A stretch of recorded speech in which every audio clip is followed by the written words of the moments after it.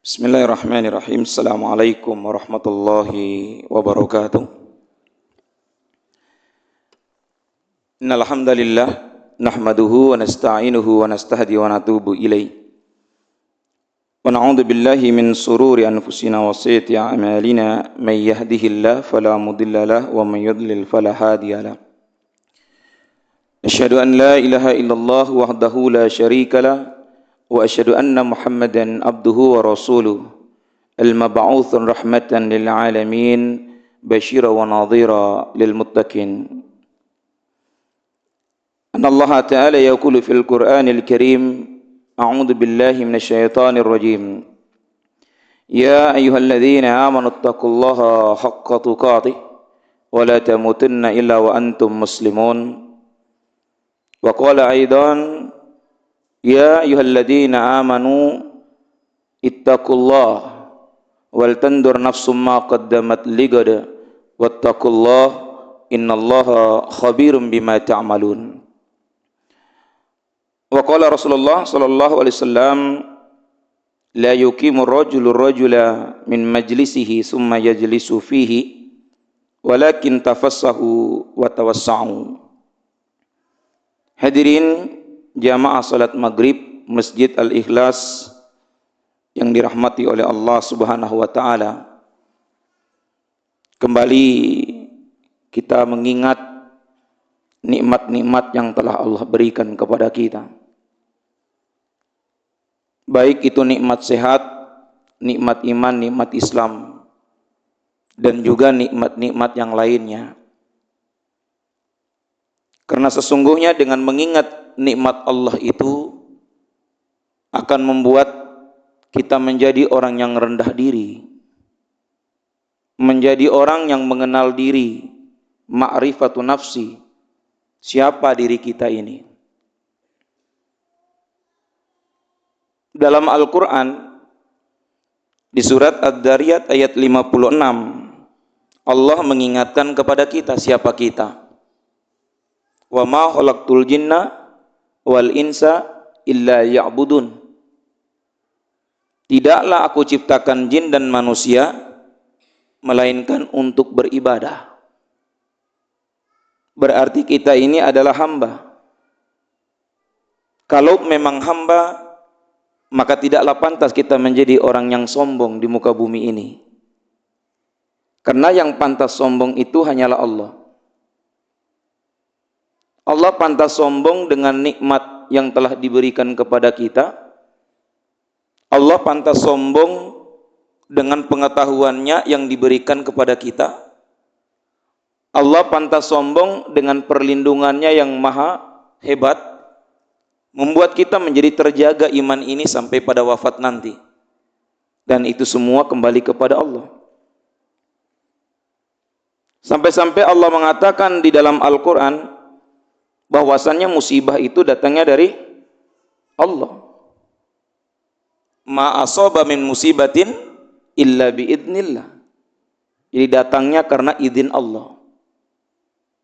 Maka orang yang bersyukur dengan musibah yang Allah beri, bukannya membuat dia menjadi orang yang turun imannya, malah justru akan menaikkan imannya. Makanya para ulama itu ketika mendapatkan musibah, mereka bersabar dengan musibah itu. Kenapa? Karena dengan sabar akan musibah tersebut, membuat orang tersebut menjadi orang yang lebih dekat kepada Allah Subhanahu wa ta'ala. Dalam hadis riwayat Abu Dawud, Rasulullah SAW bertanya kepada para sahabat, tahukah anda siapa yang paling dekat kepada Allah? Dijawab oleh para sahabat, kami tidak tahu ya Rasul. Yang paling dekat dengan Allah itu adalah orang yang sakit. Maka jangan hanya engkau mendoakannya, tapi mintalah kepadanya untuk mendoakan kita. Jadi kebanyakan kita ini hanya mendoakan orang yang sakit. Para hadirin ikhwatu iman, perhatikanlah lisan orang yang sakit. Apa yang diucap tatkala dia sakit? Berbeda dengan tatkala dia sehat tanpa sakit. Ketika dia sakit, dia akan mengucapkan istighfar, mohon ampun sama Allah. Saya banyak dosa. Tapi coba lihat ketika sehat seperti ini. Adakah kalimat itu? Ada enggak kalimat pengakuan itu? Tidak ada, ikhwat iman. Maka itu karena izin dari Allah lah yang membuat kita bisa dekat kepada Allah. Makanya Allah ingatkan dalam Al-Baqarah ayat 152, "Fadhkuruni adzkurukum washkuruli wala takfurun." Ingat aku akan ingat kalian, bersyukurlah kepadaku dan janganlah kalian melakukan kekufuran. Kebanyakan kita melakukan kekufuran dengan nikmat yang Allah beri. Pernah saya sampaikan, orang yang berzina saja menggunakan nikmat sehat. Mencuri saja banyak orang menggunakan nikmat sehat. Menipu orang saja menggunakan nikmat sehat. Tidak ada orang menggunakan nikmat sakit. Kalau lagi sakit baru mencuri, nggak ada, Pak. Kalau baru sakit baru kemudian nipu, nggak ada, Pak. Semua orang sehat.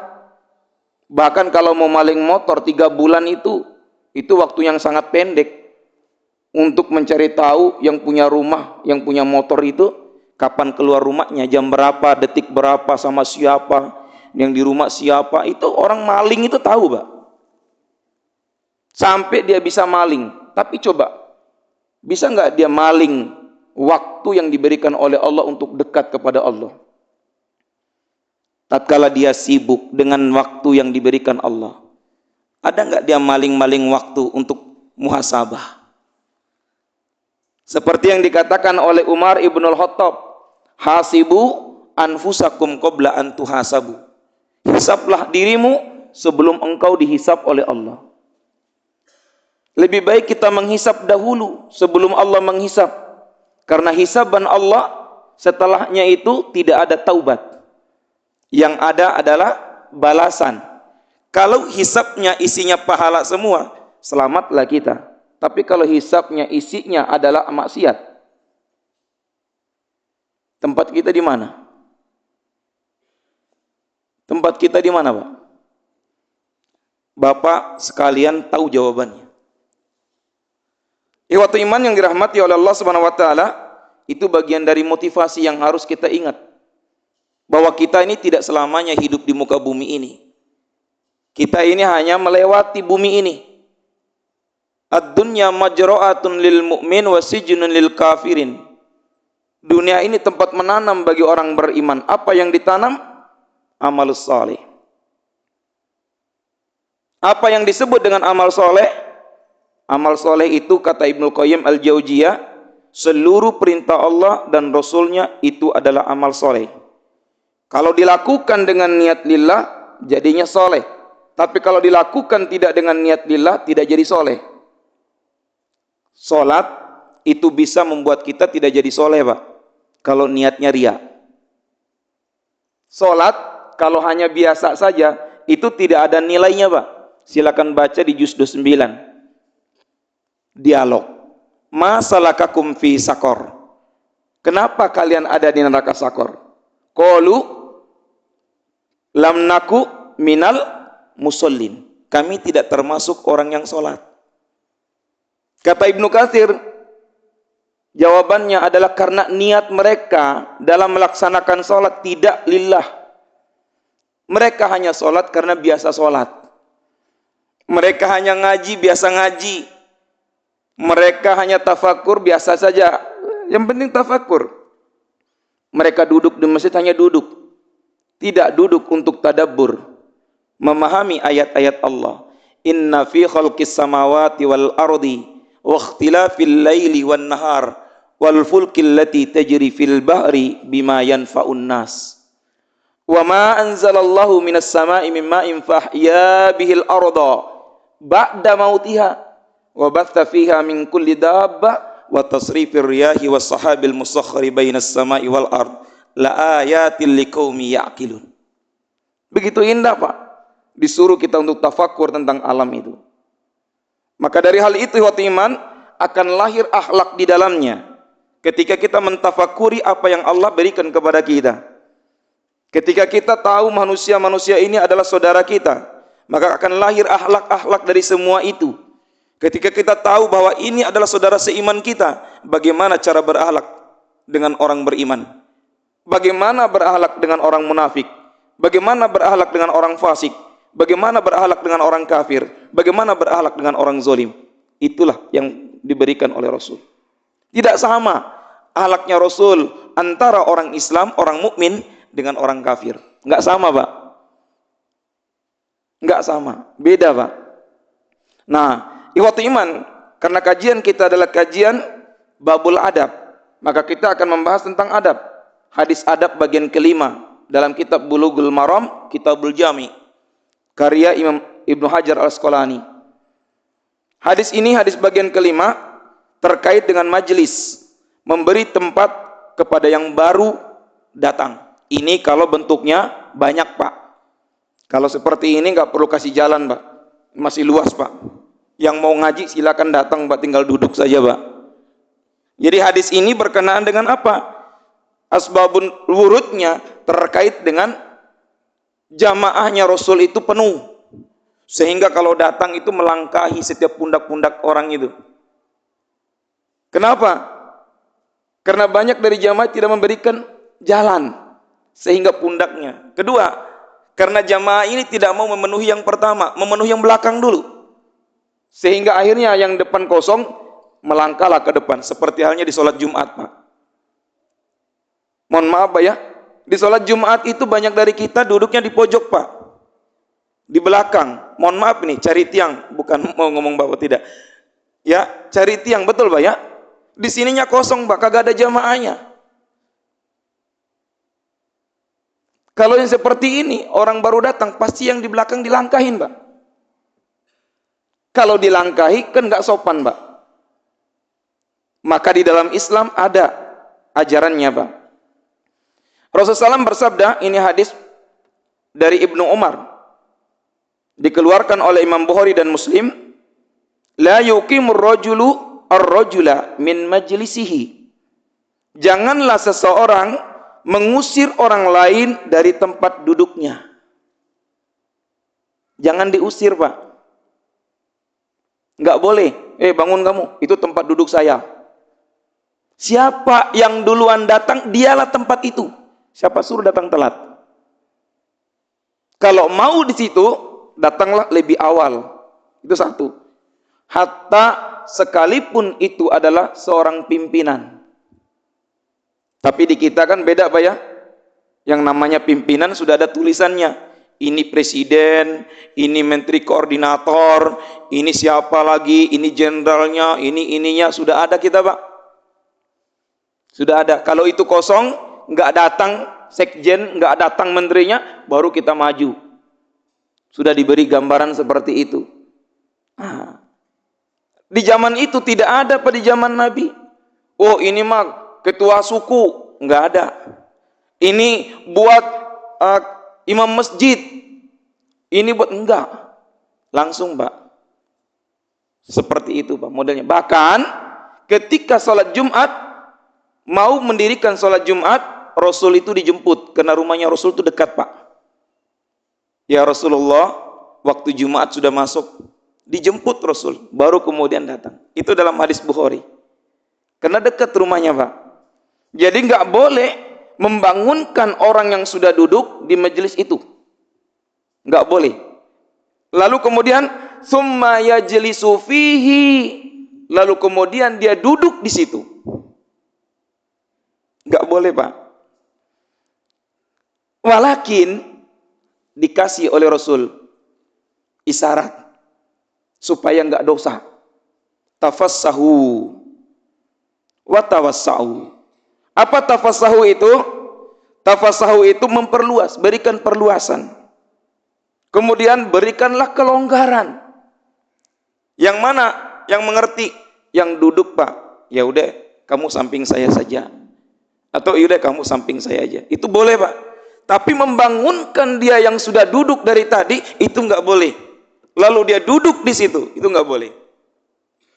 Itu tidak beradab di dalam Islam. Nah, ikhwatu iman yang dirahmati oleh Allah Subhanahu wa taala, kandungan dari hadis ini Kita bisa lihat di hadis yang lain. Man sabaqa ila ma lam yusbaq ilaihi fahuwalah. Barang siapa terlebih dahulu mendapatkan sesuatu yang mubah, maka dialah yang lebih berhak akan hal itu. Yang maksudnya, yang mubah itu tempat duduk itu, Pak. Kan siapa saja boleh. Tapi kalau sudah ditulis tadi, itu nggak boleh, Pak. Sampai terjadinya boleh.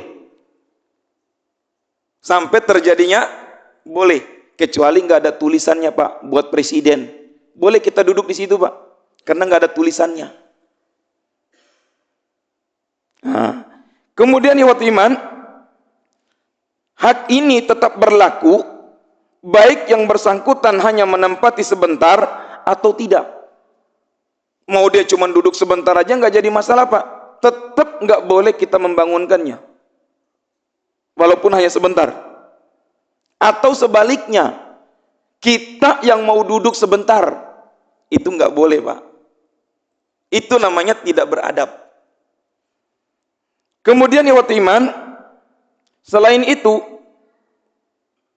ada lagi yang kedua. Diperintahkan dengan terang-terangan bagi orang yang hadir dalam sebuah majelis untuk memberi kelonggaran. Kita bisa lihat di Al-Quran, surat Al-Mujadilah ayat 11. Di surat Al-Mujadilah ayat 11, Allah Subhanahu wa taala berfirman, "Ya ayyuhalladzina amanu idza qila lakum tafassahu fil majalis fafsahu yafsahillahu lakum." Wahai orang-orang yang beriman, apabila dikatakan kepada kalian berlapang-lapanglah di dalam majelis, maka hendaklah kalian berlapang-lapang, niscaya Allah akan melapangkan kalian. Jadi memberikan kelapangan di majelis untuk orang yang baru datang, karena memang tempatnya sempit. Allah akan melapangkan dada untuk menerima ilmu, juga menerima persaudaraan. Allah akan buka cahaya di dalam dadanya untuk menjadi orang yang beriman dengan ilmunya. Makanya kalimat yang digunakan adalah tafassahu wa tawassau. Berilah kelonggaran, berikanlah keluasan. Jangan dipersempit. Enggak boleh dipersempit. Kemudian ikhwat iman, Al-Imam Al-Qurtubi di dalam tafsirnya tentang ayat ini, beliau mengatakan Allah Ta'ala memerintahkan kepada kaum muslimin agar saling berkasih sayang dan berjalin persahabatan yang diantaranya diwujudkan dengan memberikan kelonggaran tempat bagi yang hadir belakangan di dalam majelis Rasulullah Sallallahu Alaihi Wasallam. Jadi ayat tadi adalah ayat yang memberikan isyarat. Yang sopan yang datang, yang sudah di masjid mesti juga sopan, punya adab, sehingga keduanya terjalin. Kalau tidak ada kesopanan salah satunya, pasti ribut. Pasti ribut, Pak. Kan gue duluan di sini. Ya, Pak ya? Lo baru datang, ngomong kayak yang bener. Yang datang kayak preman. Bangun lo tempat gue nih. Itu nggak boleh, Pak. Dan Islam tidak menganjurkan untuk ribut. Nggak boleh, Pak, yang namanya berantem, Pak. Nggak boleh yang namanya berantem di dalam Islam. Hatta membunuh sekalipun tidak boleh. Di dalam Islam itu tidak ada perintah membunuh, Pak. Kalimat pembunuhan itu terjadi pembelaan diri. Bukan menyerang orang, tidak boleh. Hukumnya haram. Saking haramnya, Pak, yang pergi haji saja nggak boleh, Pak, bunuh cecak di sana, Pak. Nggak boleh, Pak. Pohon aja nggak boleh. Saking dilarangnya, Pak, ketika perang terjadi, yang dibunuh tidak boleh semua warga. Walaupun warga itu kafir semua. Nggak boleh, Pak. Yang dibunuh adalah yang memerang. Bila dia tidak memerang, tidak boleh dibunuh. sampai wihara, gereja, pendeta, nggak boleh dibunuh. Begitu indahnya adab di dalam Islam, sampai dalam peperangan, sampai yang terkecil tentang majelis, sampai masuk ke dalam WC. Bagaimana masuk ke WC? Kaki kiri dulu, baru kaki kanan. Sebelumnya baca doa. Setelah itu tidak boleh berisik di dalam WC. Sebagaimana kita kalau di dalam WC ngapain, Mbak? Ada yang rokok, sehingga kamar mandinya bau rokok. Itu jadi tempatnya setan itu, Pak, kata Rasulullah. Tambah rokok tambah setan juga jadinya. Apalagi rokoknya di toilet umum. Semua orang yang datang jadi kebingungan. Dia sudah membuat dosa, Pak. Seharusnya dia buat pahala, Pak, buang air besarnya. Ya, Pak ya. Ada nikmat tersendiri, Pak.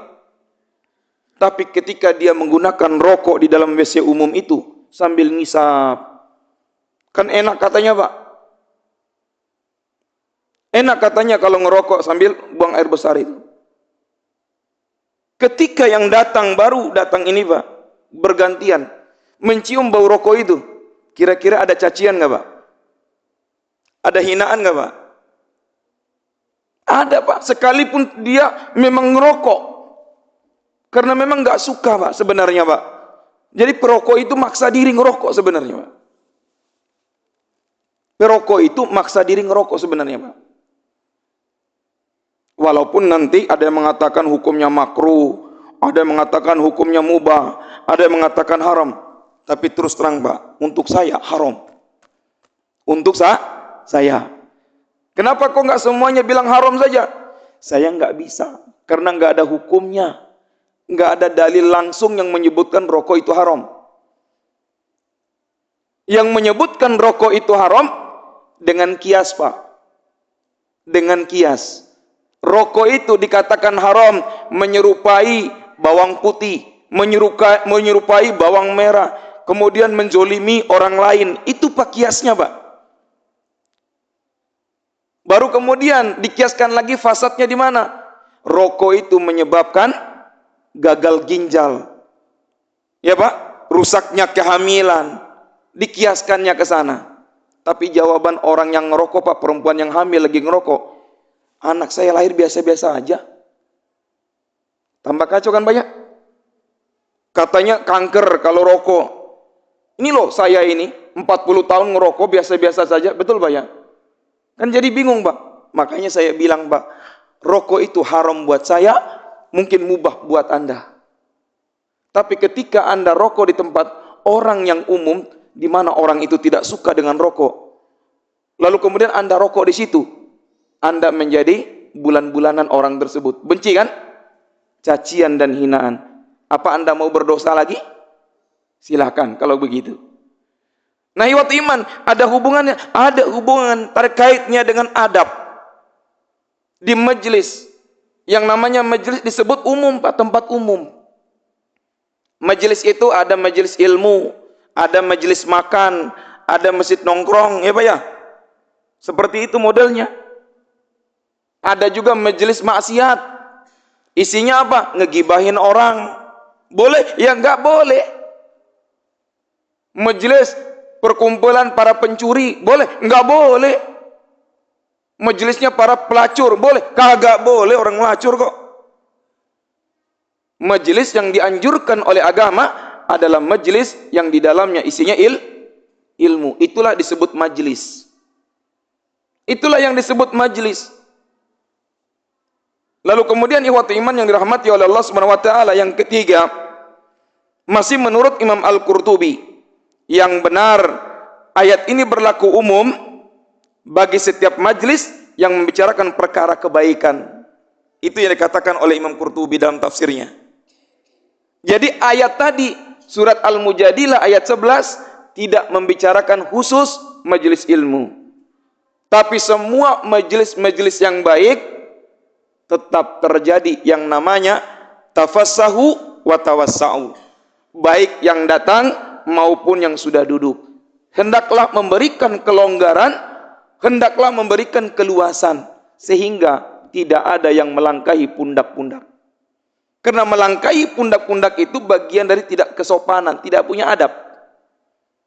Nah, ikhwatu iman yang dirahmati oleh Allah Subhanahu wa taala, dengan begini, mudah-mudahan Jumat besok tidak ada lagi yang geser ke belakang, geser ke depan. Kenapa? Nabi menyebutkan saf depan itu pahalanya besar. Saf kedua pahalanya besar. Saf ketiga pahalanya besar. Kenapa nggak pilih yang besar, Pak? Kedua, orang yang datang duluan ke majelis, Pak, baik itu pas sholat Jumat ataupun sholat 5 waktu, kata Nabi dalam hadis riwayat Imam Muslim, dia diberi salam duluan di pintu itu oleh malaikat penjaga masjid. Didoakan, Pak. Ini motivasi dari Rasulullah SAW. Untuk siapa? Untuk mereka yang mengejar pahalanya Allah Subhanahu wa taala. Untuk mereka yang minta ridhonya Allah Subhanahu wa taala. Untuk mereka yang menjaga dirinya daripada ketidaksopanan orang lain melangkahi pundak-pundaknya. Itulah yang diajarkan oleh al-Islam ini. Lalu kemudian ikhwati iman, terkait dengan hadis ini ditutup dengan hadis riwayat Abu Dawud, man sabaku ila ma lam yasbik ilaihi muslimun fahuwa haqqu bi. Barang siapa yang terlebih dahulu mendapatkan suatu, maka dialah yang berhak terhadapnya. Jadi siapa yang duluan, dialah yang berhak. Hadis ini, Pak, asbabul wurudnya berkenaan dengan pasar. Dulu di zaman Nabi, Pak, ada pasar yang dimiliki oleh orang Yahudi. Setiap orang itu bayar, Pak, ada upetinya. Kalau mau yang di depan sekian, kalau mau yang tengah-tengah sekian, kalau mau yang di belakang sekian, sehingga yang nggak punya duit nggak bisa jual di depan, Pak. Oleh Utsman bin Affan itu pasar ditawar, sama dengan sumur, Pak, sumur Ji'rona yang dibeli oleh Utsman. Hari ini buat kaum muslimin, besoknya buat si Yahudi yang punya sumur. Karena yang make itu sumur adalah orang Islam semua. Apa kata Utsman? Kaum muslimin, ingat baik-baik. Hari ini adalah hari kaum muslimin ambil air. Ambil sepuas-puasnya. Karena besok bukan harinya kaum muslimin ngambil air. Akhirnya apa, Pak? Ambil airlah kaum muslimin. Bahagia semua. Lalu kemudian besoknya si Yahudi itu menunggu di sumurnya, menantikan orang yang beli air di sumurnya. Tidak ada yang beli air sumurnya. Akhirnya dia jual semuanya ke Utsman bin Affan. Inilah cara politiknya Utsman bin Affan. Tidak merusak, tapi mencoba memberi solusi. Sama dengan pasar tadi. Orang Yahudi sama kayak model sekarang, Pak. Mohon maaf, Pak, ya, kalau mau bicara pasar, Pak, silakan ke Tanah Abang, Pak. Yang di luar dekat jalan mahal apa murah?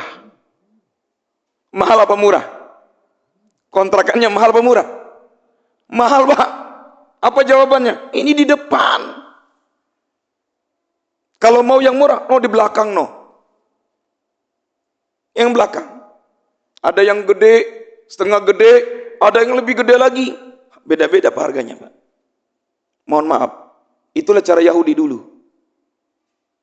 Maka Utsman ketika sudah membeli, lalu kemudian diberikan keluasan. Siapa yang datang duluan, silakan ambil tempat, mau di mana saja. Jadi nggak ada lagi yang banyak duit di depan. Nggak ada, Pak. Siapa yang datang duluan, dialah yang berhak menempati tempat itu. Kenapa? Utsman ingin mengajarkan kita manusia sama. Anda kaya, saya miskin. Itu bukanlah perbedaan. Yang membedakan saya dengan Anda adalah inna akramakum indallahi atqakum. Yang paling mulia itu di sisi Allah takwa, Pak. Bukan harta. Bukan punya mobil, Pak. Mohon maaf, Pak, ya. Kalau di dalam hisab, kata Rasulullah, yang paling lama dihisab itu adalah orang kaya. Orang miskin, apa yang mau dihisap, Pak? Rumah ngontrak, motor kredit. Satu pertanyaan itu membutuhkan 70 tahun untuk menjawab pertanyaan itu, Pak.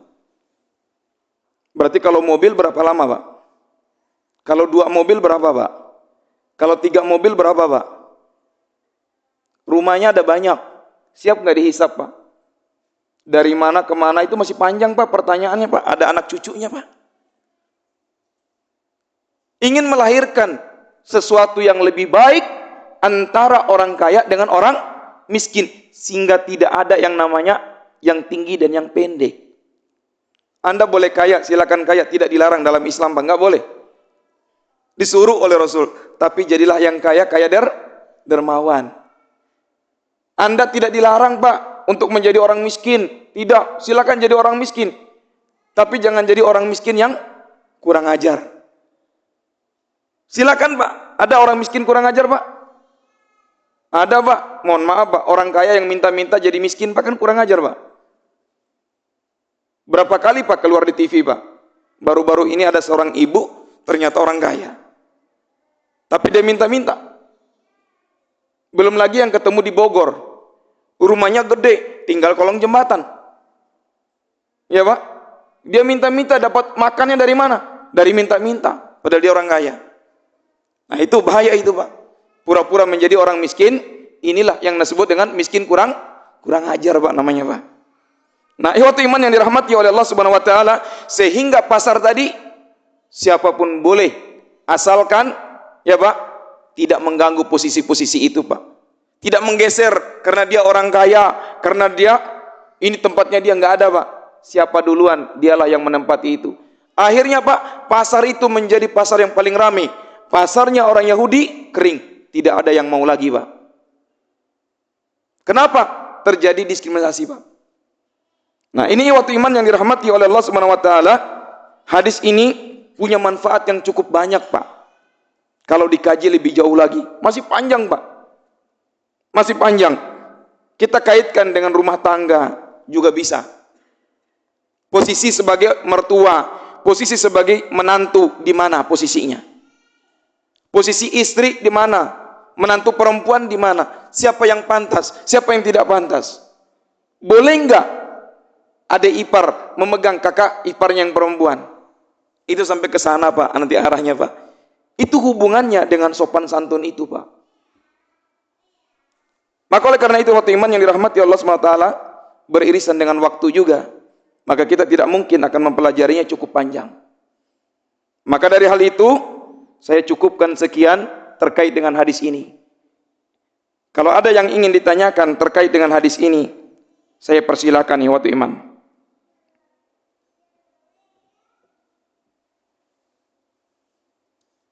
Silakan, Pak.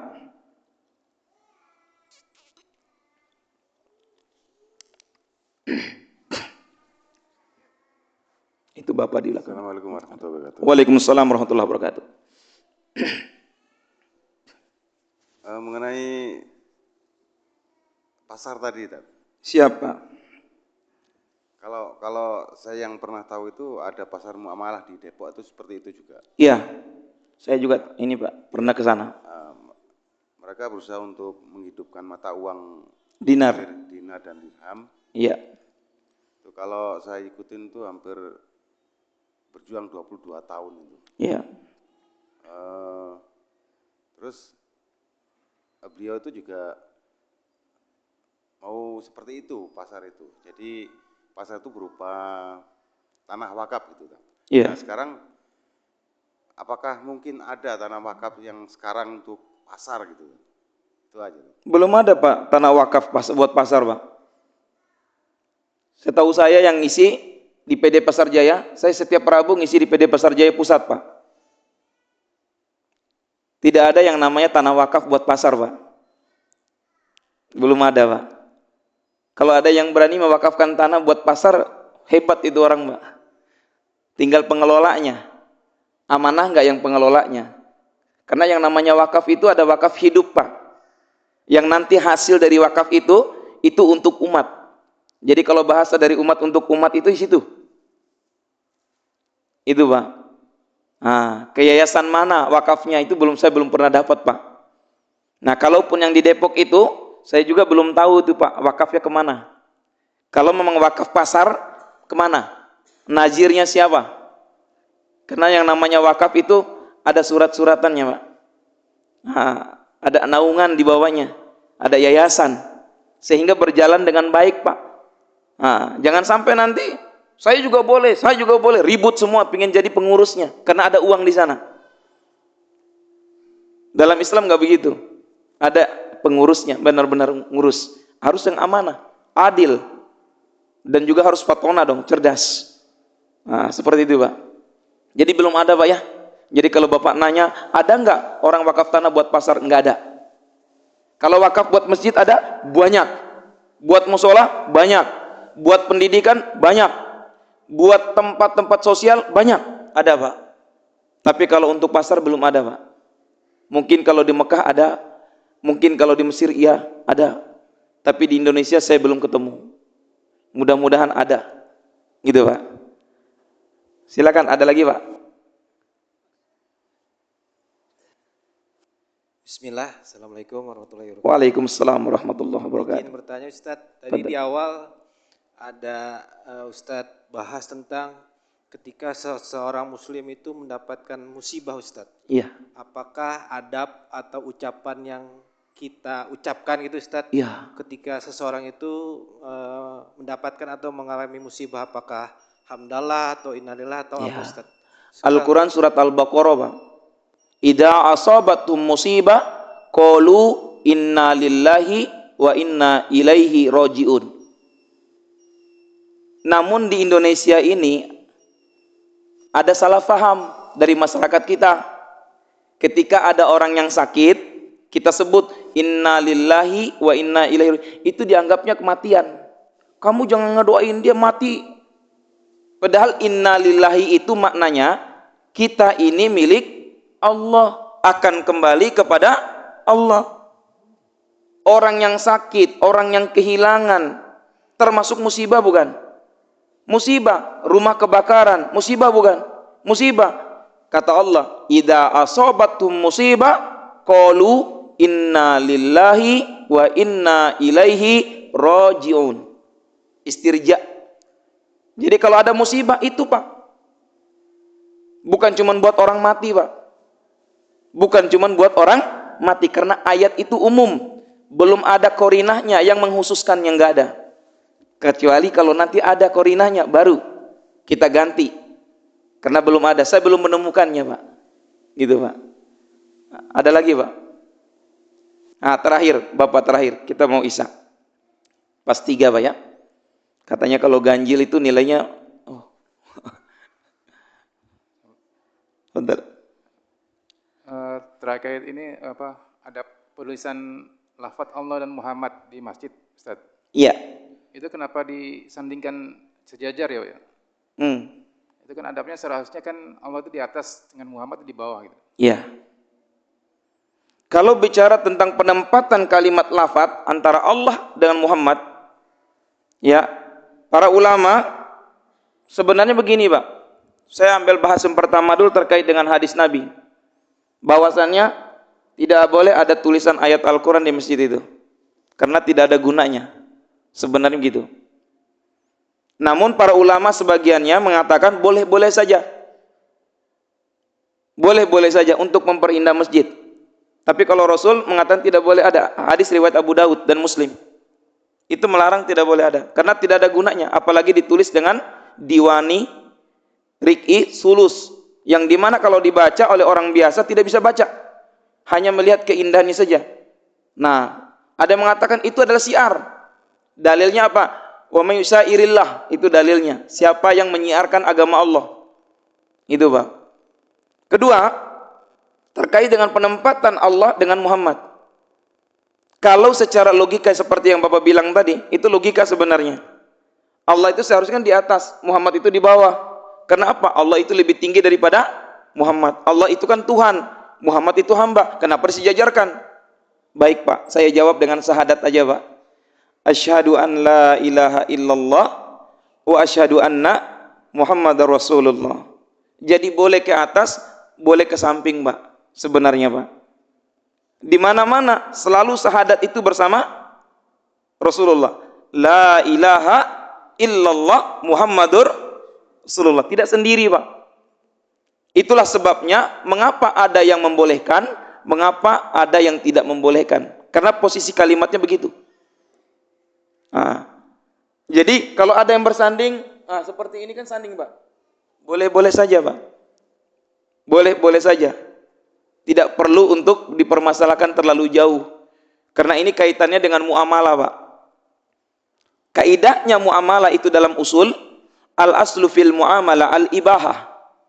Asal daripada muamalah itu boleh. Ila ya'ti ilaihi dalil tahrimihi. Kecuali ada dalil yang mengharamkannya. Kalau ada dalil yang mengharamkannya boleh, Pak. Buka ini, Pak. Tapi enggak ada, Pak, saya belum menemukannya.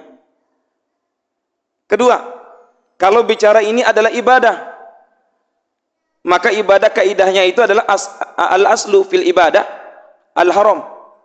Asal daripada ibadah itu haram. Enggak boleh sholat, Pak, sebelum ada perintah. Boleh sholat zuhur sebelum azan? Enggak boleh, Pak, kecuali udah masuk waktunya. Sholat zuhur jam 11 boleh, Pak? Boleh enggak? Enggak boleh, harus ada waktunya. Itu pun juga dicek lagi, Pak. Zawalnya, Pak. Jangan sampai salah.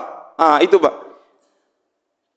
Kecuali ada dalil yang membolehkannya, baru kemudian ibadah itu boleh. Jadi ini hukumnya muamalah, Pak. Tidak masuk dalam ibadah. Jadi bedakan, Pak, mana muamalah. Contoh kayak ini, Pak.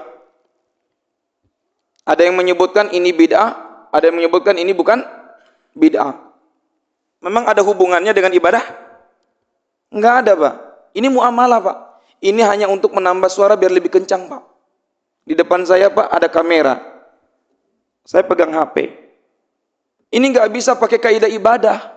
Memang ada, Pak, kalau nggak ada HP saya nggak sholat. Karena HP adalah syarat sholat. Ada? Nggak ada, Pak. Ini masuknya adalah maslahah mursalah, Pak. Ini maslahah mursalah. Ini maslahah mursalah. Ini maslahah mursalah. Ini maslahah mursalah. Ini walaupun kagak ada, Pak, tetap kita bisa thalabul ilmi, Pak. Jelas, Pak? Jadi kita harus menempatkan mana muamalah, mana ibadah. Taib, udah azan, Pak. Jazakumullah khair. Mudah-mudahan kita ketemu lagi di lain waktu dalam keadaan sehat walafiat. Hadanallahu wa iyyakum ajmain. Assalamualaikum warahmatullahi wabarakatuh.